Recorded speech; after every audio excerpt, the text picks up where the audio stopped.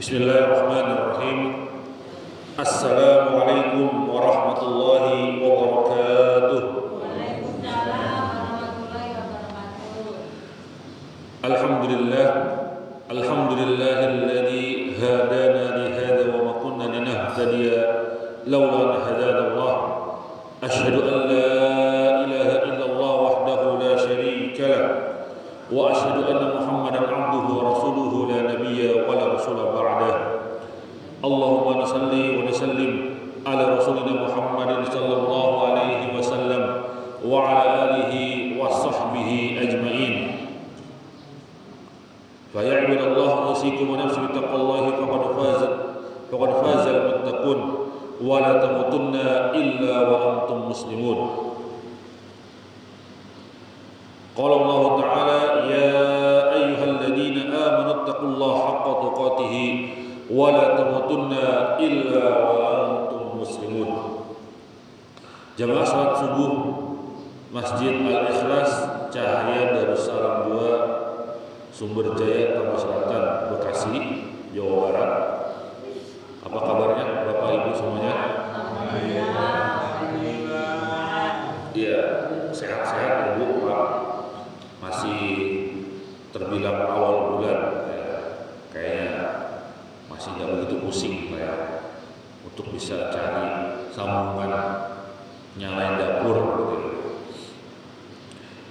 Pada pagi kali ini kita akan melanjuti kajian kita daripada tafsir Al-Quran, khususnya kita masih membahas surat Al-Baqarah dari ayat ke 23 dan 24. A'udzu billahi minasyaitonir rajim.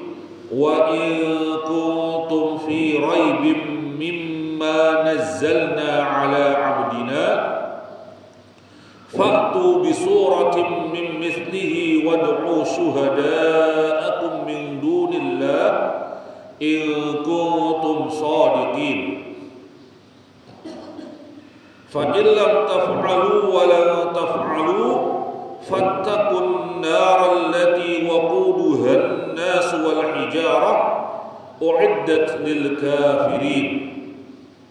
Tolong dibacakan artinya yang megang Al-Quran atau HP yang ada terjemahnya, ayat 23 dan 24 Al-Baqarah. Ada megang Al-Quran? Silakan. Langsung.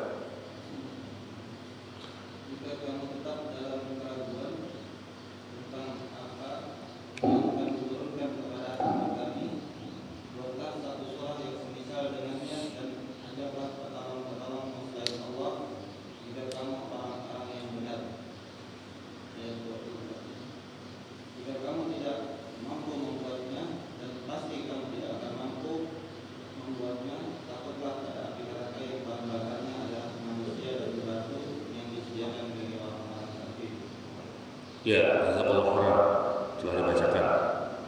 Sebelum masuk pada ayat 23 dan 24, saya perlu ingatkan ayat 21 dan 22. Yang mana secara inti ayat daripada 21 dan 22 itu adalah mengikhlaskan,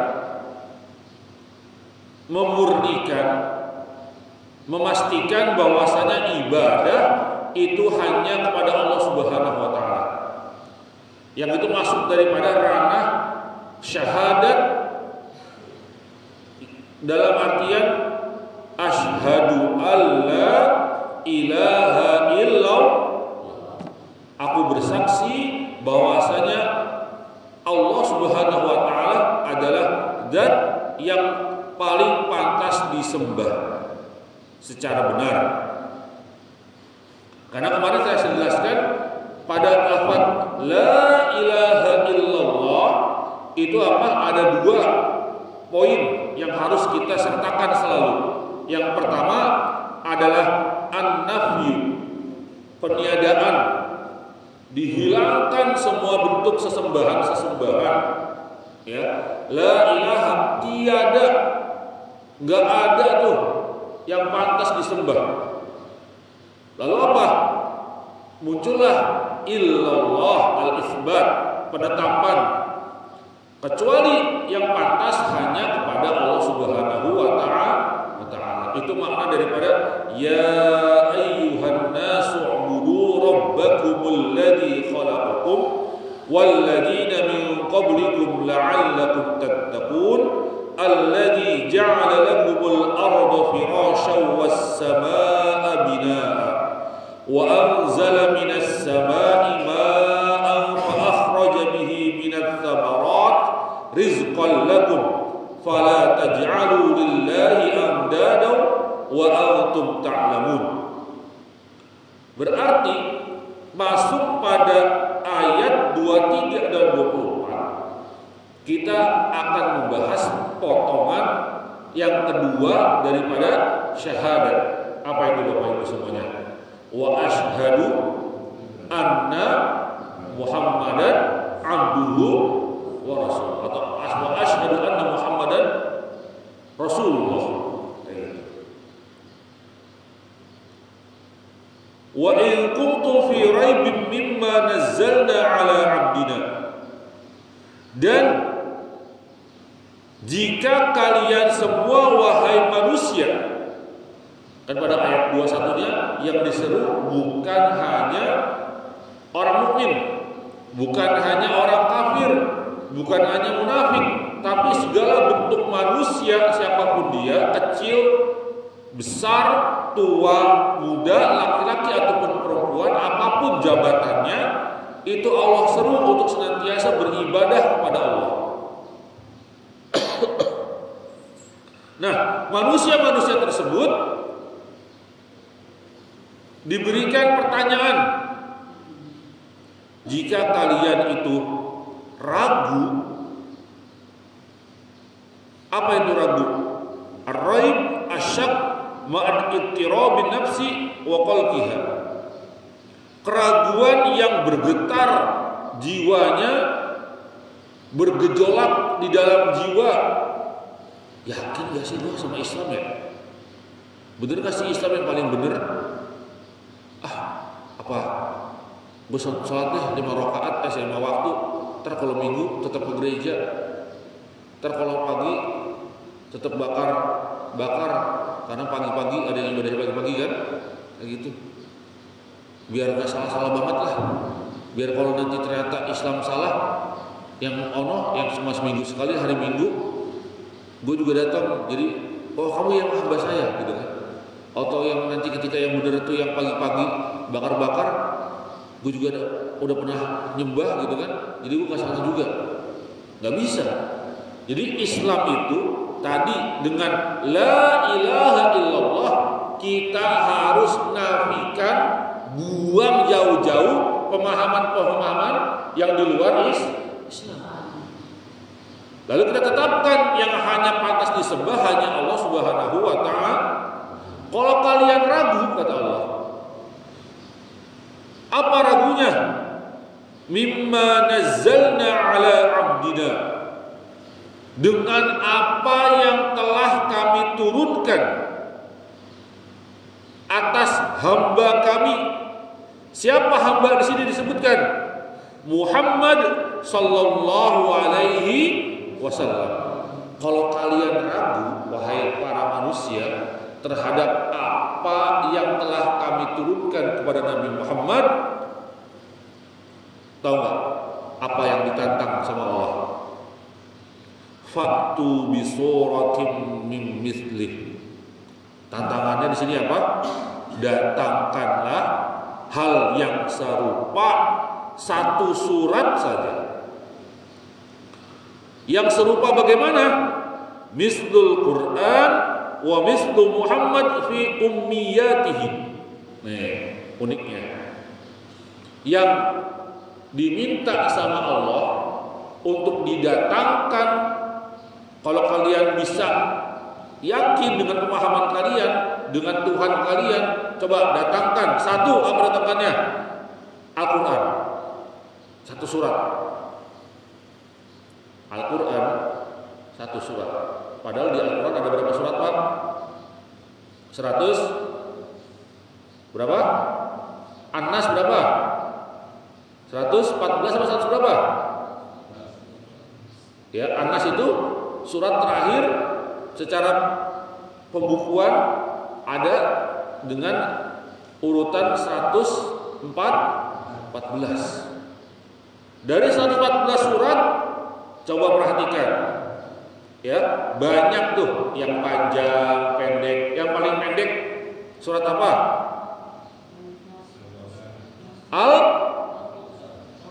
Al-Lupa. Apa? Al-Kautsar. Yang isinya cuma 3 ayat. Inna a'tainakal kautsar fasholli li rabbika wanhar inna syani'aka huwal abtar. Sependek-pendeknya kan. Berarti apa? Kalau kalian bisa buat yang serupa dengan surat Al-Kautsar. Bisa nggak coba ya? Itu yang pertama. Jadi suruh datangkan serupa dengan Al-Qur'an. Atau apa? Datangkan semisal seperti Muhammad. Kenapa?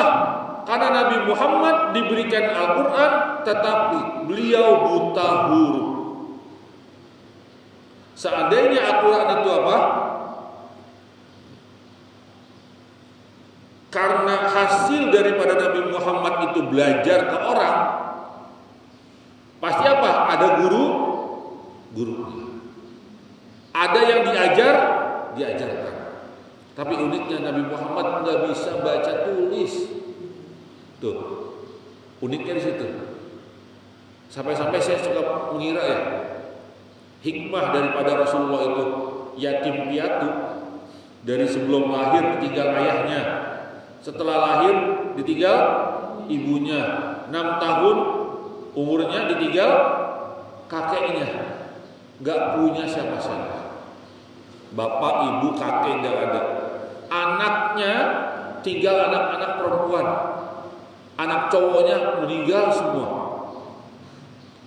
Di situ menjelaskan kepada kita bahwasanya seorang yang terpilih pasti Allah akan uji lebih berat daripada orang lain. Yang kedua, menegaskan bahwasanya Nabi Muhammad terdidik bukan karena ayah ibunya, bukan karena kakeknya, tetapi apa? Allah langsung yang tetapkan bahwasanya Muhammad itu aku yang mendidik. Maka jangan heran, masih muda sudah dapat gelar Al-Amin.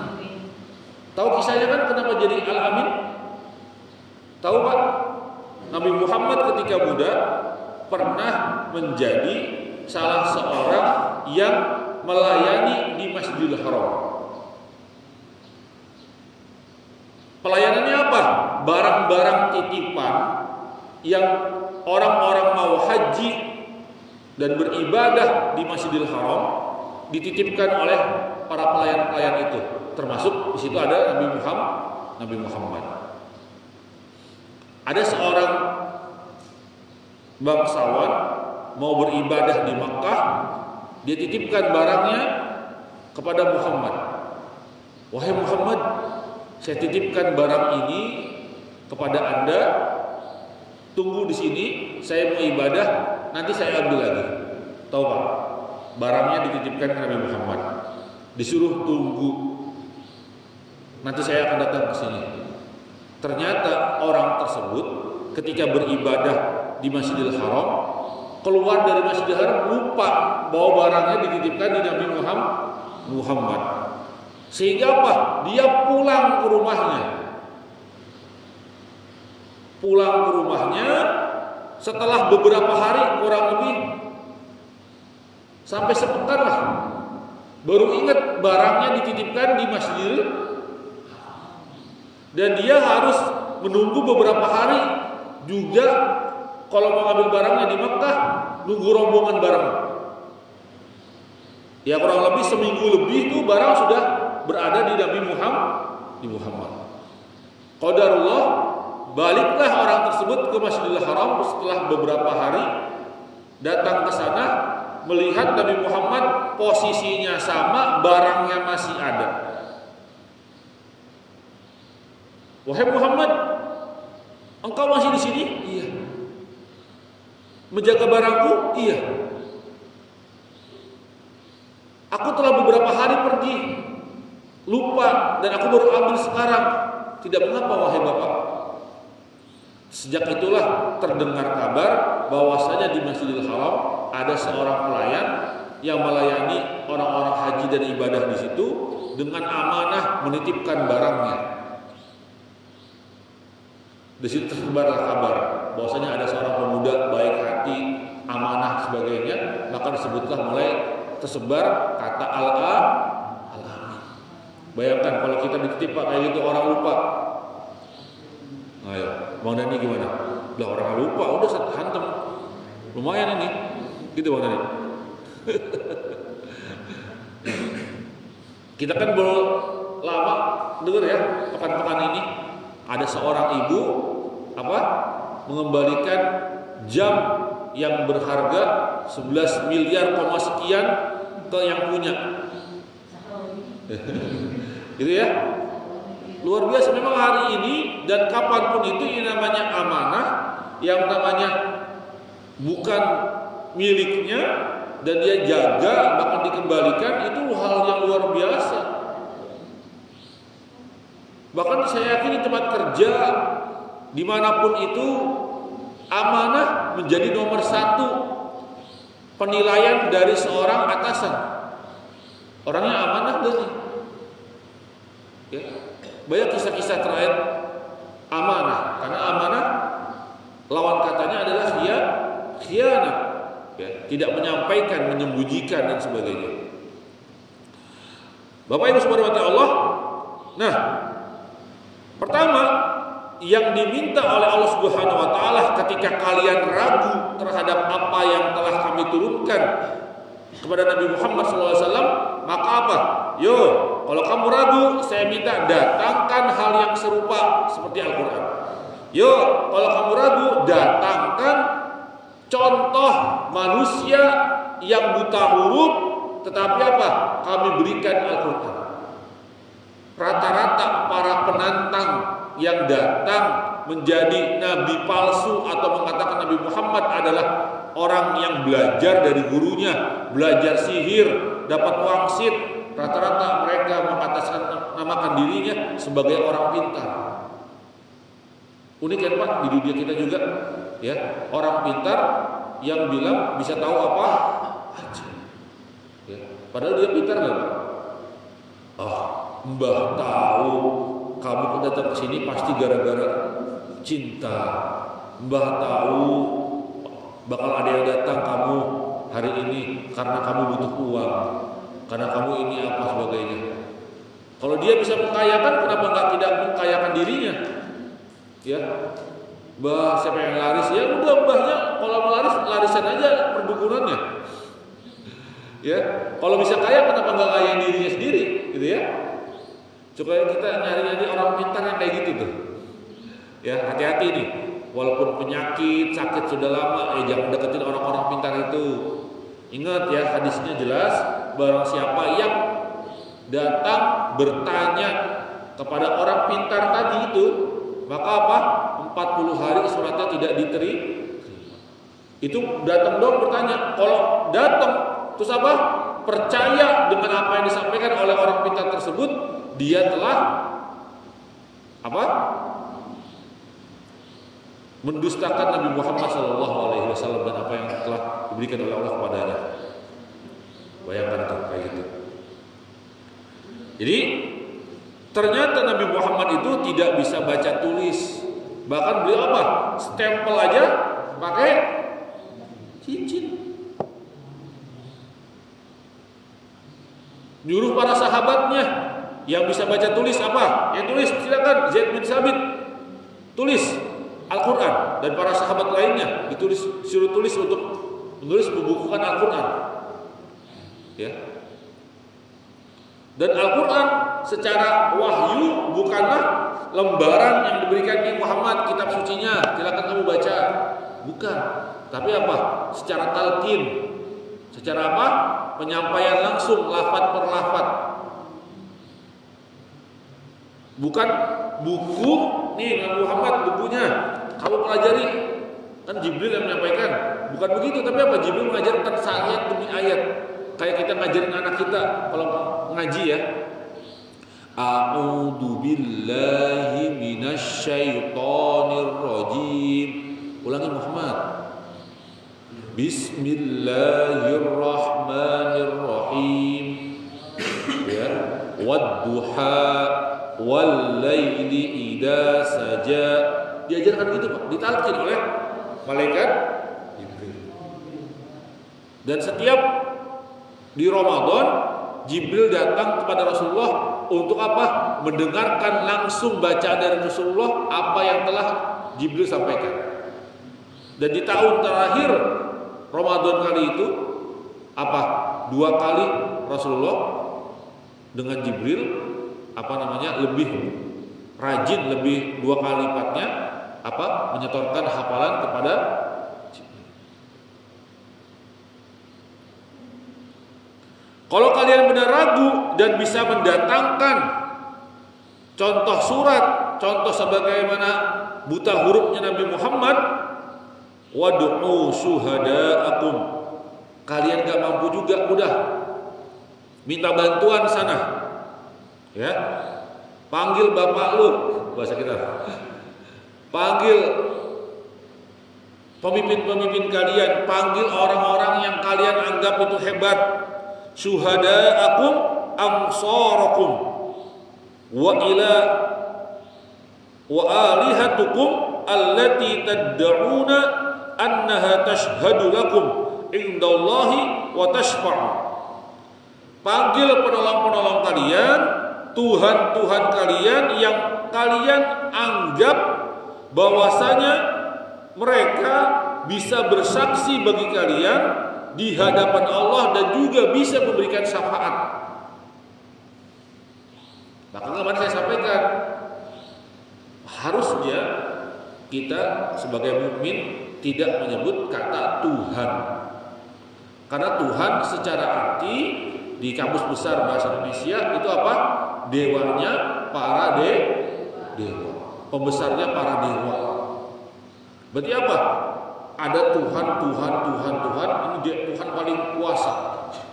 Nah di Islam itu nggak bisa. Allah itu cuma satu. Udah nggak ada yang lain. Nah tapi di sini sebutkan kalau kalian memang bisa dan juga mampu, terus nggak mampu, panggil dah tuh orang-orang pemimpin kalian, sesembahan kalian yang anggap kalian itu jago, yang anggap kalian itu luar biasa, bisa bantu kalian, bisa kasih syafaat di hadapan Allah, ya silakan. Min dunillahi, dari selain Allah, in kuntum shadiqin, jika kalian dalam posisi yang anggap kalian itu adalah orang benar. Nah, itu tantangannya Bapak Ibu semuanya pada saat kapan? Rasulullah hidup. Rasulullah hidup sudah mengatakan hal demikian. Kemungkinan hari ini yang serba canggih, serba hebat, dunia makin pesat, apa-apa sudah bisa lebih canggih nih. Kira-kira udah bisa belum nih datangkan yang serupa? Dengan adanya AI, katanya apa-apa dengan ChatGPT, Gemini dan sebagainya sudah bisa tuh. Mau bikin apa dan sebagainya. Pesawat aja sekarang yang dulu pesawat itu nggak tergambarkan besi bisa terbang, sekarang apa?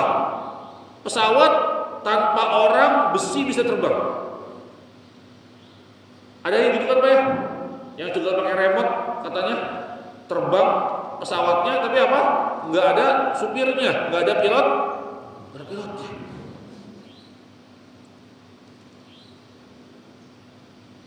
Itu sudah makin canggih. Kira-kira udah bisa belum orang manusia sekarang bikin serupa dengan Al-Quran? Kira-kira bisa nggak Bapak Ibu? Nah, muncul dah ayat ke-24. Apa kata Allah? Fa illam taf'alu wa lam taf'alu. Dan jika kalian tidak mampu, tadi kan apa Pak? Disuruh tentang apa? Kalau kalian ragu terhadap apa yang kami turunkan kepada Nabi Muhammad atau terhadap kemutahurupan Muhammad, datangkanlah hal yang serupa, gitu kan? Kalau kalian sendiri nggak mampu, ajaklah tuh pemimpin-pemimpin kalian, Tuhan-Tuhan kalian, jika kalian benar. Maka Allah katakan apa? Fa illam taf'alu. Tapi kalau kalian nggak mampu, wala taf'alu. Beda nih Pak. Ayat 24, fa illam taf'alu, dan jikalau engkau tidak mampu. Lam yang pertama. Wala taf'alu, dan jika kalian tidak mampu dan tak akan pernah mampu selamanya. Tuh Pak, bayangkan. Ini ada lam. Lam ini jawazim. Ya, sebagai fiil kalau ada jawazim, ya, yang berartikan lam itu sebagai apa? Artinya bagaikan lam. Apa? Tidak. Taf'alu terbuang nunnya. Kenapa? Karena ada lam, jadi nawasih, ya. Maka apa? Diartikan dan jika kalian tidak mampu. Walau taf'alu. Kalau tadi jawazim, ini ambil nasob. Walau taf'alu, yang lan artinya selama-lamanya tidak akan pernah bisa mampu. Bayangkan, sejak Rasulullah dapat Al-Quran dan Allah menantang pada ayat 22 surat Al-Baqarah sampai sekarang, ada yang sudah mampu belum? Tidak ada yang mampu, dan sampai kapanpun tidak akan ada yang mampu. Padahal Al-Quran itu terbatas, cuma 114 ayat surat. Kalau buku-buku yang lain kan bisa panjang. Yang panjang-panjang itu kan buku tafsir, penafsiran Al-Quran yang berjilid-jilid. Cuma Al-Quran cuma ya segitu. Mau ada terjemahnya, nggak ada terjemahnya. Kalau besar, kenapa? Biar gampang dilihatnya. Ya cuma segitu Al-Quran. Tapi apa? Tidak ada yang bisa membuatnya, dan tak akan pernah ada yang bisa. Fattaqun nar. Kalau kalian tidak bisa dan tak akan pernah bisa, kata Allah, maka apa? Fattaqun nar. Maka takutlah kepada neraka. Saya balik lagi sedikit.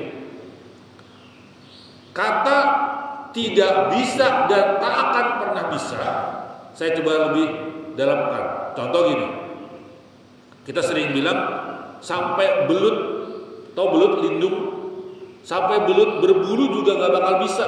Bahasa kita gitu ya. Kalau gini,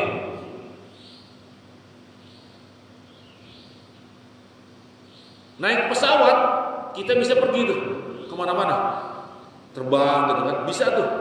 Tapi apa? Selama-lamanya kita tidak akan pernah bisa berdiri dan terbang langsung, ya, tanpa menggunakan apa-apa di atas udara langit. Nah, tantangan ini juga serupa. Kita tidak akan bisa dan tak akan pernah bisa sampai belut, sampai hidung berbulu. Ada bulunya hidung, Pak? Nggak ada kan? Maka apa? Kalau nggak bisa, udah cukup aja. Takut sama neraka. Nah, ini uniknya. Kalau ngingetin orang, memang ngingetinnya yang buruk-buruk. Kamu itu diingetin susah sekali. saya ingetin ya, jangan lupa di akhirat itu akan ada neraka. Bagi orang-orang yang zalim, bagi orang-orang yang bermaksiat, yang tidak mau taat, tidak mau rajin ibadah. Fattaqun nar, maka takutlah kalian kepada apa? Neraka. Yang mana neraka tersebut? Allati waquduhan nas wal hijarah. Yang mana apa? Waquduha. Apa itu waquduha? Ma tattaqidu bihi wa tashta'ilu wa huwa al-kuffar wal asnam al-ma'budah ma'allahi azza wa jalla. Yang mana bahan bakarnya, apinya menyala-nyala, sumbernya itu dari apa? Al-kuffar, manusia yang kafir. Ingat, yang jadi bahan bakar annas. Siapa itu annas? Adalah orang-orang yang kafir. Jadi orang kafir nanti bukan cuma dipanggang, tapi apa? Jadi bahan bakar panggangan.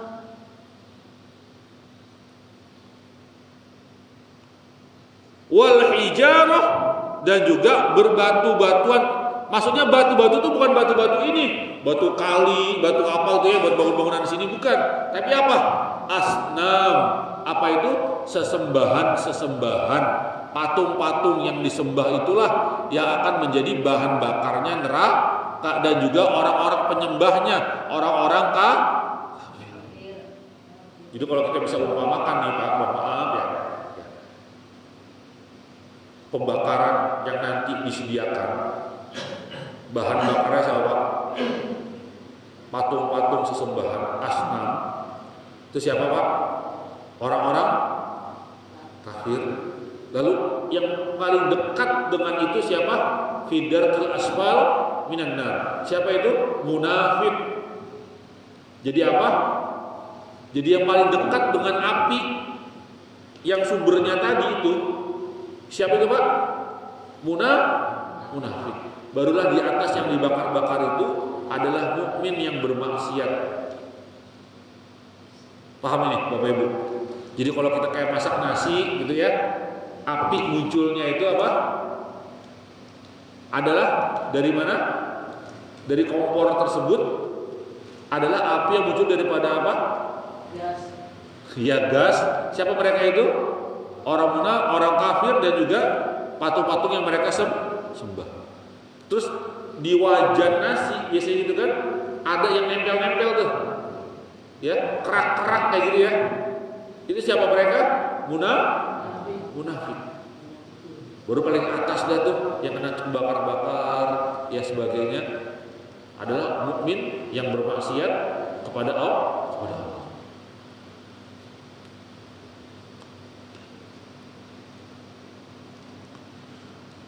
Jadi bahan bakarnya yang dimaksud daripada manusia dan batu, manusianya siapa Pak?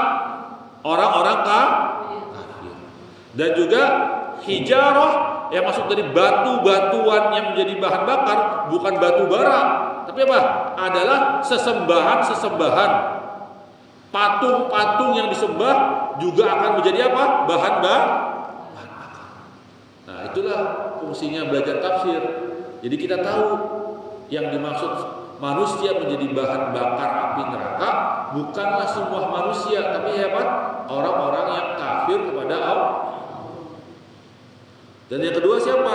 Adalah sesembahan asnam, ya, patung-patung yang dijadikan sesembahan oleh orang-orang kafir akan juga menjadi bahan bakar api neraka.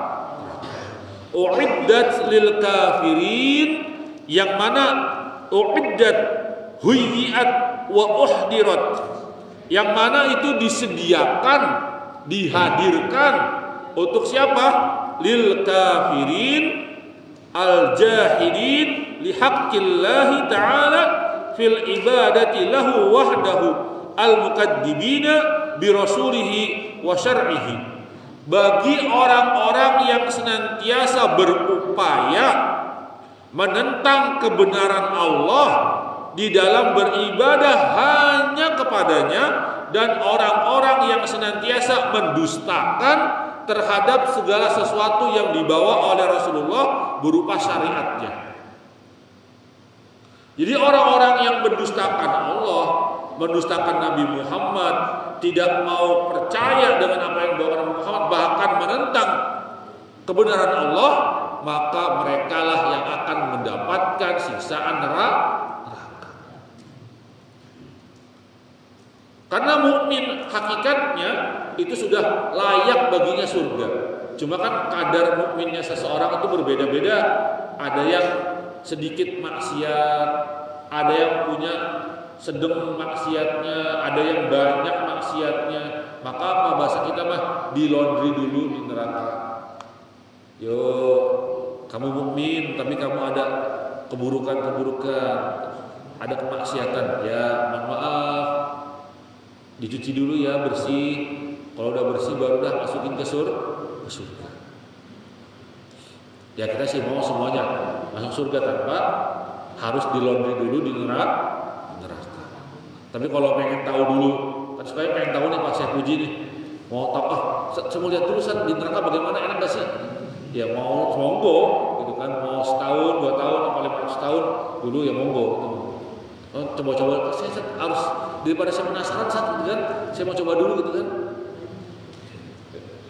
Ya, ngontrak dulu sebentar di neraka gitu kan. Ya, Bapak Ibu subhanahu Allah, itulah penjelasan kata per kata daripada ayat 23 dan 24. Lalu bagaimana penjelasannya? Munasabah al-ayatain wa ma'nahuma. Penjelasan ayat daripada 23 dan 24. Pada ayat 23, lama qarrara ta'ala fil ayat as-sabiqah aslad din wa huwa tauhid alladhi huwa ibadatullahi ta'ala wahdahu, qarrara fi hadhihi al-ayat aslad din as-sani. Pada ayat 21 dan 22, Allah telah menetapkan dasar agama yang pertama, yaitu apa? Tadi asyhadu alla ilaha illallah, pemurnian ibadah hanya kepada Allah Subhanahu wa taala. Lalu apa? Pada ayat 23 dan 24 Allah sebutkan tambahannya, dasar agama yang kedua, ya, wa huwa nubuwah Rasulihi Muhammad sallallahu alaihi wasallam, adalah kenabian Nabi Muhammad sallallahu alaihi wasallam. Wa dzalika min tariqin burhaniyyin wa huwa in kuntum fi syakkin minal Qur'an alladzi anzalahu ala 'abdina rasulina Muhammad fa'tu bi surah min misli suwarihi aw min rajulin ummiyin misli 'abdina fi ummiyatihi. Bahwasanya Allah telah tetapkan Nabi Muhammad sebagai nabinya, utusannya, kekasihnya, dengan cara yang burhan, dengan cara yang jelas, secara dalil. Apa sampaikan oleh Allah? In kuntum fi syakkim fi raibin, jika kalian ragu terhadap Al-Quran yang telah kami turunkan kepada Nabi Muhammad, yang mana beliau adalah hamba kami, Rasul kami. Perhatikan nih Pak, Bapak Ibu semuanya. Pada lafaz wa asyhadu anna Muhammadan abduhu wa rasuluh. Kalau di lafaz syahadat yang pertama saya tadi sampaikan ada 2 unsur. Apa Pak? Peniadaan nafi dan juga penetapan isbat. Peniadaan bahwasanya tidak ada Tuhan semuanya, dinafikan semuanya, dan ditetapkan hanya kepada Allah saja. Nah, pada lafaz wa asyhadu anna Muhammadan abduhu wa rasuluh 2 juga. Apa itu? Abdun. Nabi Muhammad adalah tetap statusnya sebagai hamba manusia seperti kita. Yang kedua, Rasulullah adalah seorang utusan. Jadi mau bagaimanapun Nabi Muhammad bukan sesembahan, karena ada orang yang menjadikan Nabi Muhammad sebagai sesembahan, Bapak. Sebagai puncak daripada kecintaan, dielulukan luar biasa. Perhatikan di sini, kita memang harus cinta kepada Rasulullah dan juga kepada Allah. Tapi jangan sampai cinta kita kepada Rasulullah itu melebihi daripada cinta kepada Allah. Berlebihan dalam memujanya. Nggak boleh. Cinta, takut dan pengharapan kita hanya kepada Allah. Saya tegaskan lagi. Jadi apa? Nabi Muhammad adalah seorang hamba manusia, meskipun beliau secara status beda kayak manusia-manusia lain. Ya, karena pasti dong manusia terpilih berbeda. Tetapi kalau seorang hamba berarti apa? Dia juga adalah sedang menghamba kepada ilahnya, Robnya, sesembahannya. Maka status yang menjadikan sesuatu itu sebagai sesembahan itu juga kita lepas daripada diri Nabi Muhammad SAW. Rasulullah tidak bisa memberikan manfaat. Rasulullah tidak memberikan madarat. Ingat, di perang Uhud saja Rasulullah sampai patah giginya. Seandainya jika memang itu Rasulullah adalah manusia spesial yang Allah jadikan kekasihnya, mestinya apa Bapak Ibu semuanya? Gak berdarah, gak menangis beliau, gak tersakiti beliau, tetapi beliau adalah seorang hamba. Bahwasanya ketika malam istrinya Aisyah radhiyallahu anha mencari beliau di tengah malam. Lah ini laki gua kemana? Bu, ibu kalau lakinya tengah malam nggak ada, kira-kira ngapain bu? Kencing, oke. Ternyata nggak ada juga bu kencing, kemana bu kira-kira? Wah, jangan-jangan lagi nelpon perempuan lain. Udah neng, tidur dulu neng, udah malam besok kita subuh. Iya, juga tidur, ya tidur lah bareng tuh. Tahu-tahu tengah malam nggak ada, kencing nggak, jadwal nggak ada Liga Champion malam-malam, nggak nonton bola. Udah kemana nih laki gua? Oh no, ada janda baru katanya bu. Kasihan janda tidur sendirian katanya. Ya. Oh no, lagi ronda kali. Ya, was-was nggak bu? Kalau lakinya nggak ada malam-malam bu? Was-was ya bu ya? Aisyah pernah mencari Rasulullah tengah malam. Ini mana Rasulullah? Oh, sebagai perempuan pasti ada rasa. Jangan-jangan lagi ke bini yang lain ini, ke istri Rasulullah yang lain, atau kemana? Dengan suudonnya Aisyah, ternyata apa? Rasulullah sedang sujud sholat malam. Aisyah melihat hal tersebut menangis. Wahai kakanda baginda Rasulullah, kau mengapa sampai begitunya? Engkau telah terjamin sebagai manusia terbaik, Rasulullah Habibullah Al-Mustafa, yang dijanjikan surga paling terindah, Firdaus. Ngapain capek-capek tengah malam membasahkan muka kena air yang dingin? Enak tidur. Afala an akuna abdan syakura, kata Rasulullah. Emang aku gak boleh menjadi seorang hamba? Ingat, Rasulullah masih sebut dirinya sebagai hamba. Kita Pak punya harta dikit, mengatakan diri kita paling benar. Kita punya ilmu dikit, mengatakan diri kita paling benar. Korun dirinya mengatakan apa? Paling kaya.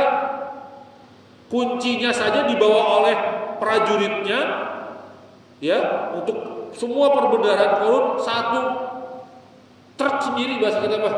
Itu kuncinya doang. Haman yang punya ilmu mengatakan apa? Aku dapat ilmu ini karena aku belajar, aku pintar. Dua orang yang dicontohkan dalam Al-Quran yang sombong karena harta dan juga ilmu, tenggelam semuanya. Maka disebut harta korun. Kalau orang nemu-nemu di mana-mana. Kenapa? Saking banyaknya karun, ya, si korun itu apa? Hartanya ditenggelamkan oleh Allah. Maka apa? Kalau orang gali tanah dapat harta, bilang apa? Harta karun. Hartanya korun. Nemuin. Kalau orang sombong karena ilmu, udah ada orang yang sombong dan tenggelam juga dengan keilmuannya. Ya. Jadi hamba Rasulullah itu apa? Abdun, sebagai hamba. Maka apa? Segala bentuk sifat-sifat hamba semua ada pada Rasulullah. Rasulullah juga bercanda. Sebagai muslim, orang soleh, Nabi juga bercanda.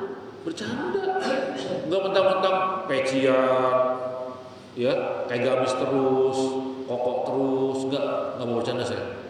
Serius, ini masalah dunia akan ada nanti surga dan neraka. Enggak bisa gitu juga semua. Ada bercanda. Beliau juga ngajak istrinya lari-lari, adu cepat, dan beliau bersengaja untuk kalah.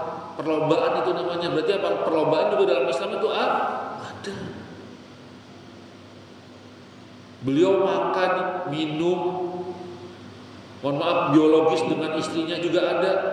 Jadi orang hari ini jangan sampai saking solehnya nggak makan, nggak minum, nggak. Saya mau puasa. Rasulullah beribadah, tapi Rasulullah juga makan, minum, dan juga memberikan hak kepada istri dan anaknya. Enggak, saya nggak mau nikah. Saya kalau udah nikah ribet sama istri, anak, sebagainya. Saya nggak mau. Nggak mau. Tahu-tahu nikah. Pas bilang nikah apa? Saat nyesel saat saya nikah. Nyesel. Kenapa nikah nyesel? Kenapa nggak dari dulu katanya? Jadi nikah enak. Nikah gak enak, tapi enak banget. Masya Allah, enak banget gitu katanya. Masya Allah. Ya itu, berarti apa? Hamba, sifat-sifat kehambaan ada pada Rasulullah. Tapi apa? Yang kedua unsurnya dalam asyhadu anna Muhammadan abduhu wa rasuluh. Rasulullah juga apa? Sebagai Rasul, utusan Allah. Itulah yang membedakan manusia lain dengan Rasulullah. Rasulullah adalah utusan Allah, sang messenger, ya, yang membawa risalah dari Allah Subhanahu wa ta'ala. Maka jika kalian ragu, ya, datangkanlah Al-Qur'an seperti contohnya, ya, satu surat saja dari surat Al-Kautsar tadi kita sampaikan. Atau apa? Datangkan seorang hamba yang buta huruf. Seperti apa Nabi Muhammad. Ustaz, itu Nabi Muhammad gak bisa baca tulis. Mohon maaf Ustaz. Bahasa kita kan goblok banget berarti begitu, gak bisa baca tulis. Nah, disitulah uniknya. Rasulullah gak bisa baca tulis. Ingat, bukan Rasulullah itu gak cerdas. Bu, Pak, saya tanya orang dulu nih. Sekolah kagak. Baca tulis kagak bisa. Saya tanya orang dulu nih. Bisa bedain uang enggak, Pak? Bisa enggak? Segoblok-gobloknya orang dulu ketika ngomongin masalah duit, pinter enggak? Hebat, enggak pakai kalkulator dulu tuh. Sekolah kagak? Jadi sekolah, gak sekolah bukan menentukan kecerdasan seseorang. Lo orang dulu pinter-pinter banget coba, ya, gak sekolah tapi dagang sukses. Nyak itu yang dagang nasi uduk pinggir jalan itu, kadang-kadang apa? Dia mah gak bisa baca tulis. Tong, ini bacanya apa tong? Ketika dagang nasi uduk, uangnya 100.000 warna merah dibalikin bisa. Padahal baca tulis nggak bisa. Rasulullah sekali lagi memang tidak bisa baca tulis, tapi kecerdasannya luar biasa. Dagang sampai bersama pamannya, bahkan dipercaya oleh Khadijah. Itu apa? Karena kecerdasan Rasulullah pandai berdagang kan Rasulullah terkenalnya. Bukan Rasulullah bodoh. Bahasa kita mah goblok. Enggak. Cuma nggak bisa baca tulis. Justru di situ hikmahnya. Dengan tidak bisanya baca tulis, lah dari mana dia dapat firman Allah? Disitulah tadi saya katakan menegaskan bahwasanya ilmu wahyu yang turun pada Nabi Muhammad murni Allah yang sampaikan.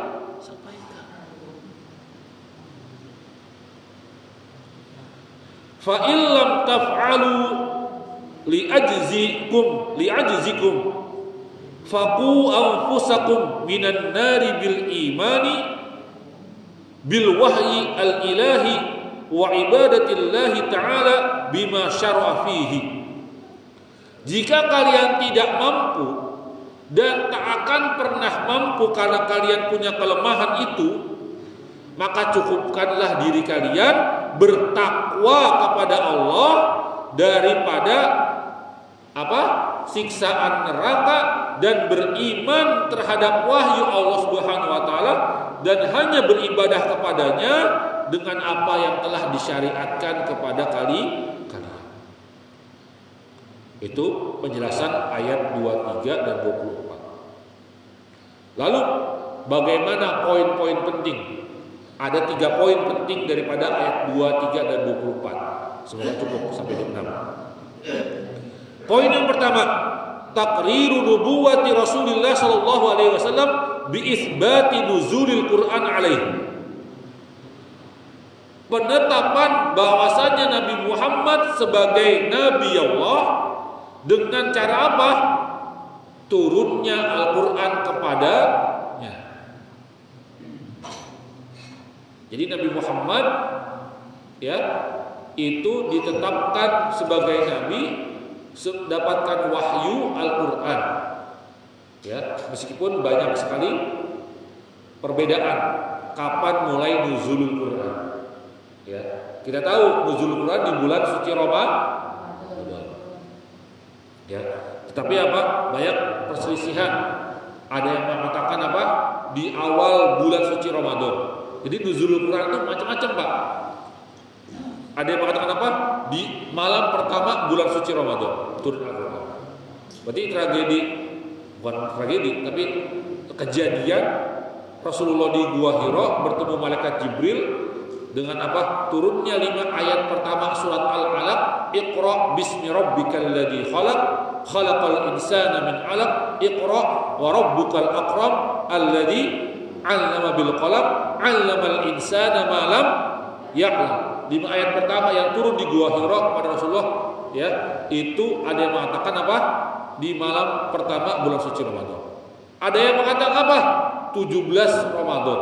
Ada yang mengatakan di malam-malam ganjil pada 10 hari Ramadan. Karena di bulan suci Ramadan ada yang disebut dengan malam Lailatul Qadar. Yang mana khairum min alfi syahrin. Lebih bagus, lebih mulia daripada 1000 bulan. Ada yang mengatakan malam itulah Allah turunkan Al-Quran.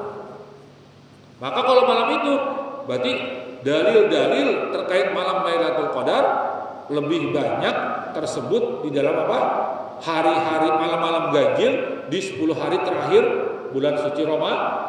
Makanya seringnya kita di akhir Ramadan diisi dengan i'tikaf, berdiam diri di masjid, pindah tidur.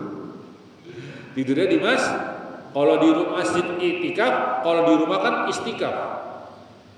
Istrikaf kalau di rumah.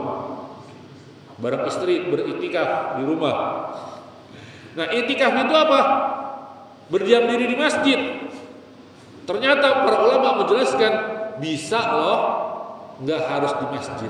Intinya malam Lailatul Qadar diganjil-ganjil pada malam 21, 23, 25, 27, 29.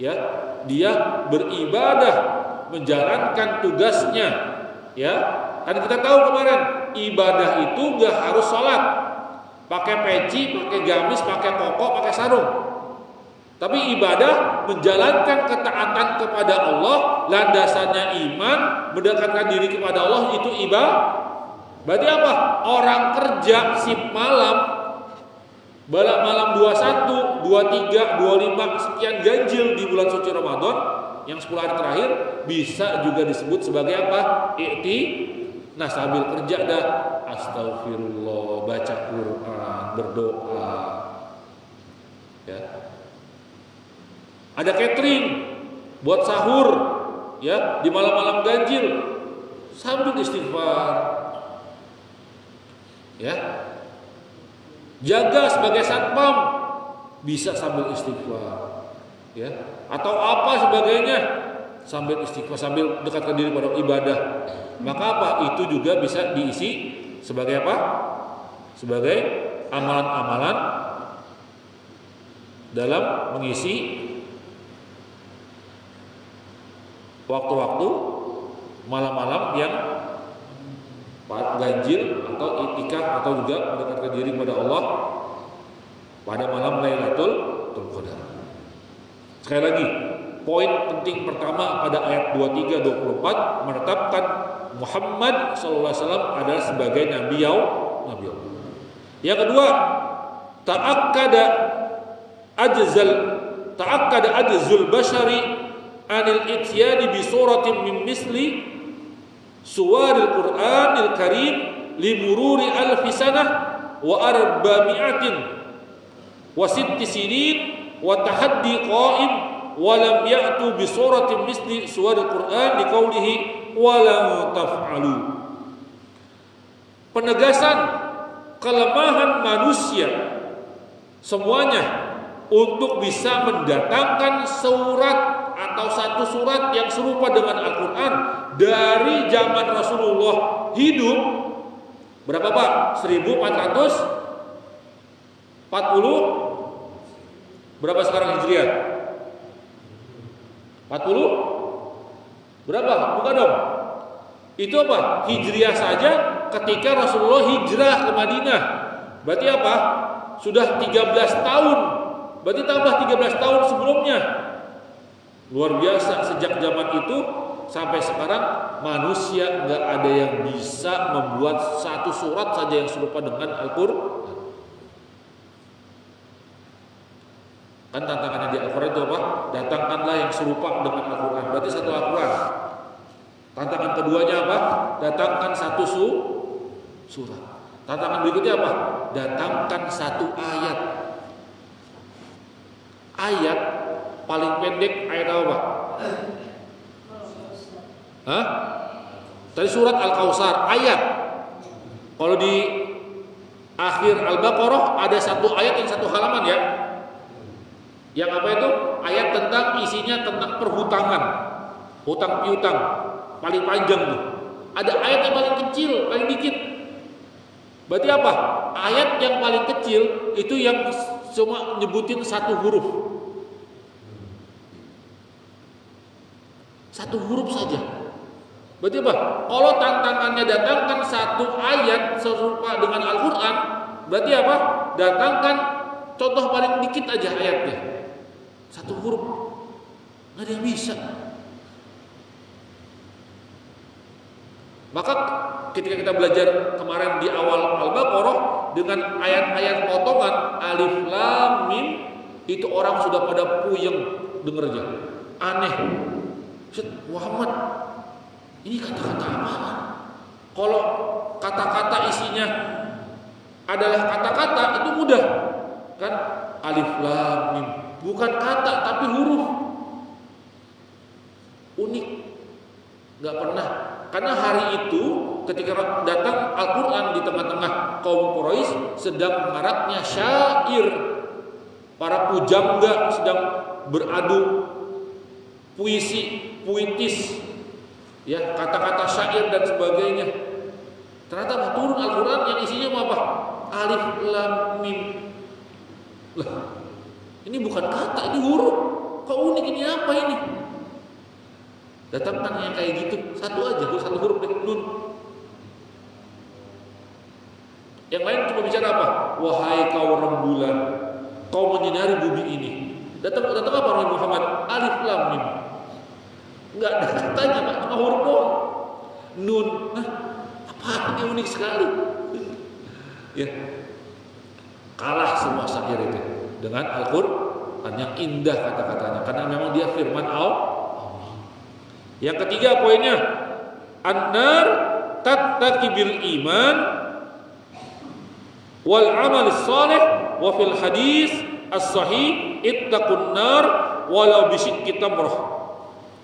Neraka itu bisa kita hindari dengan cara iman dan amal soleh. Jadi iman dan amal soleh bisa menjauhkan seseorang dari api neraka. Dan di dalam hadis yang sahih disebutkan apa? Yang diriwayatkan dari Imam Al-Bukhari, ittaqun nar walau bisyikki tamratin. Sedekahlah kamu meskipun dengan satu butir kurma, itu akan menjauhkan kamu dari api neraka. Nah, berarti sedekah juga akan memberikan dampak positif kepada kita untuk bisa apa? Dekat dengan surga dan jauh daripada neraka. Maka saya sering bujuk nih masyarakat, kalau memang bisa kasih itu sedekah. Sekarang kan rutin tuh ya Jumber ya, Jumat berkah, Jumat berbagi ya. Silakan rutinkan Pak. Itu enggak harus yang punya harta. Kita pun yang pas-pasan bisa loh ikutan. Yang punya es teh bagi-bagi es teh tiap Jumat. Yang punya gorengan bagi-bagi gorengan tiap Jumat. Tapi uniknya lagi, selain Jumat ada sedekah yang Rasulullah tekankan. Yang mana sedekah itu bisa kita praktekkan di masjid ini nih. Bagi khususnya kita para jamaah subuh. Atau juga mungkin bisa dipraktekkan di rumah masing-masing. Kan masjid ini nitipkan kotak celengan ya Pak, ke rumah-rumah masing-masing ya. Yuk gencarkan. Apa itu? Sedekah subuh.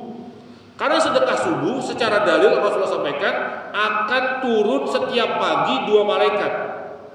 Yang mana malaikat pertama akan berdoa, ya Allah, berikanlah ganti harta yang lebih banyak kepada manusia yang bersedekah pagi ini. Malaikat yang kedua akan berkata apa? Ya Allah, bangkrutkan, jangan sukseskan. Udah antepin biar bangkrut, biar merangsak tuh orang yang tidak mau sedekah pagi ini. Maka dalil ini luar biasa. Orang mau sukses ngapain? Sedekah pagi subuh. Habis subuh sedekah. Tuh nanti kotak infak kita ini. Ya, maka kalau saya boleh sarankan di Kenceleng atau di sini siapkan kotak sedekah subuh dan anjurkan kepada masyarakat sekitar Cahaya Darussalam, sedekahlah, masukin celengan, waktunya subuh pagi hari.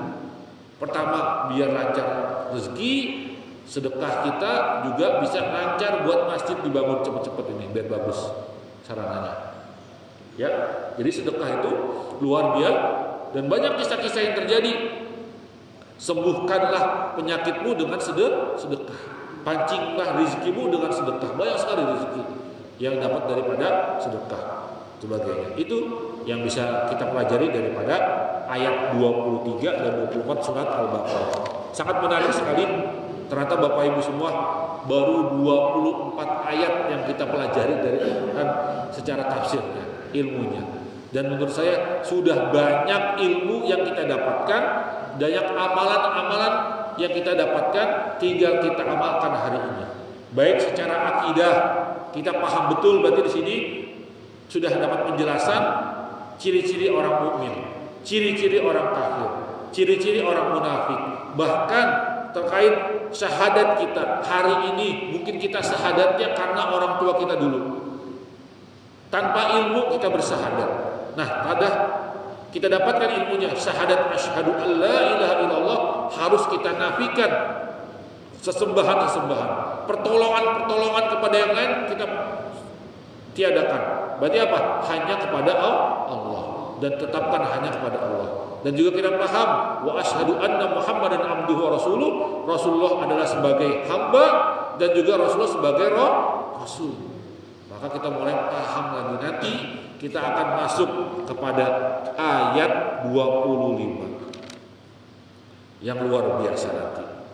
Bagi orang-orang yang menyambut kebaikan, seruan ya ayuhan nasu budu, Allah akan berikan kabar gembira. Allah kasih giveaway, ya, Allah kasih gift, pemberian yang luar biasa nantinya. Itu saja yang bisa kita pelajari dari kajian pagi kali ini. Semoga jamaah yang mendengarkan baik di masjid ataupun di rumah, Allah berikan keberkahan-keberkahannya, Allah mudahkan hajat-hajatnya, Allah lunaskan hutang-hutangnya, Allah jadikan keluarganya keluarga yang sakinah mawaddah warahmah, Allah jadikan anak-anaknya anak-anak solihah dan solihin, ya, jadikan istri-istrinya istri-istri yang solihah, jadikan suami-suaminya suami-suami yang menjadi imam rumah tangga, menjadi orang yang tangguh dalam mencari rezeki Allah, dan mudahkan rezekinya ya Allah. Dan siapa saja di antara kita, tetangga kita, masyarakat kita Cahaya2 ini yang sakit, Allah segera sembuhkan. Yang telah mendahului kita, semoga Allah berikan ampunannya dan masukkan kepada surganya Allah, dan kita semua juga menjadi ahli surganya Allah Subhanahu wa taala. Itu saja yang bisa kami sampaikan. Kurang lebihnya mohon maaf. Alhamdulillahirabbil alamin. Tutup dengan doa kifaratul majlis. Subhanakallahumma wa bihamdika asyhadu an la ilaha illa anta astaghfiruka wa atubu ilaik. Assalamualaikum warahmatullahi wabarakatuh.